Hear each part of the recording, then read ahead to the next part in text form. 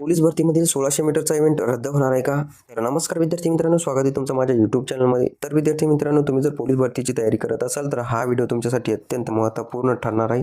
त्यामुळे या व्हिडिओला कुठेही स्किप न करता शेवटपर्यंत बघा. आणि तुम्ही जर चॅनलवर नवीन असाल तर चॅनलला सबस्क्राईब करा, कारण आम्ही या चॅनलवर पोलीस भरती संबंधित नवनवीन अपडेट टाकत असतो. बघा, 23 जून 2026ला पोलीस भरती संबंधित एक महत्त्वपूर्ण मीटिंग पार पडली आणि या मीटिंगच्या नंतर सोशल मीडियावर काही अफवा पसरवल्या जात आहेत. त्या अफवा कुठल्या बघूया. पहिली अफवा आहे की 1600 मीटर हा इव्हेंट रद्द होणार आहे. दुसरी अफवा अशी आहे की पोलीस भरतीमध्ये लेखी परीक्षा ही अगोदर घेतली जाणार आहे. तिसरी अफवा अशी आहे की पोलीस भरतीमध्ये इंग्लिश ग्रामरचा समावेश होणार आहे.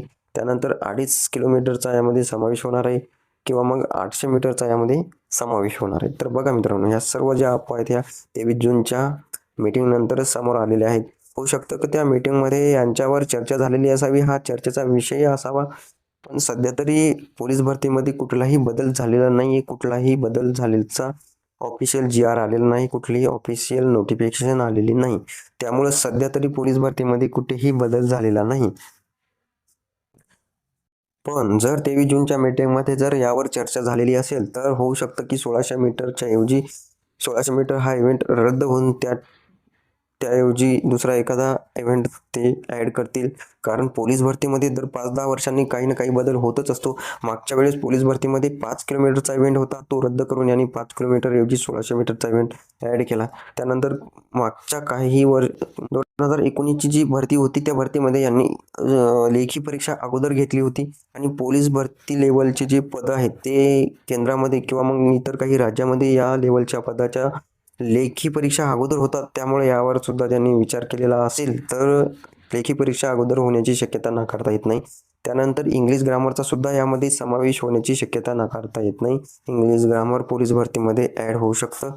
त्यानंतर 1600 मीटर इव्हेंट जर रद्द झाला तर मग त्यांच्यासमोर पर्याय काय, एक तर 2.5 किलोमीटर आहे किंवा मग 800 मीटरचा पर्याय आहे. त्यामुळे या दोन्हीपैकी कुठला तरी एक पर्याय ॲड होऊ शकतो. तर मित्रांनो, ह्या सर्व शक्यता वर्तवल्या जात आहेत आणि यांच्या बदलासंबंधित असा ऑफिशियल काही आलेलं नाही. त्यामुळे तुम्ही घाबरून जायचं नाही. आणि जर ऑफिशियल असं काही यामध्ये बदल झालाच तर घाबरायचं काही कारण नाही, कारण बदल झाला तर तो सर्वांसाठीच होणार आहे. जर फायदा झाला तर सर्वांनाच होणार आहे आणि नुकसान झालं तर सर्वांनाच होणार आहे. त्यामुळं हा जो बदल आहे हा आपल्याला ॲक्सेप्ट करून आपली आपली तयारी आपल्यालाच कंटिन्यू चालू ठेवावी लागणार आहे. त्यामुळं आपण कुठल्याही अफवावर विश्वास न ठेवता आपण आपला अभ्यास कंटिन्यू चालू ठेवायचा आहे.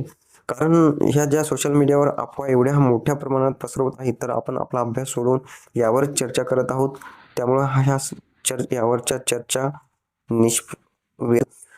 यामध्ये जर काही बदल झाला तर त्याच्या संबंधित ऑफिशियल जी-आर येतो, ऑफिशियल नोटिफिकेशन येतात आणि त्या सर्व आपण या चॅनलवर टाकत असतो. त्यामुळे तुम्ही चॅनलवर नवीन असाल तर चॅनलला सबस्क्राईब करा.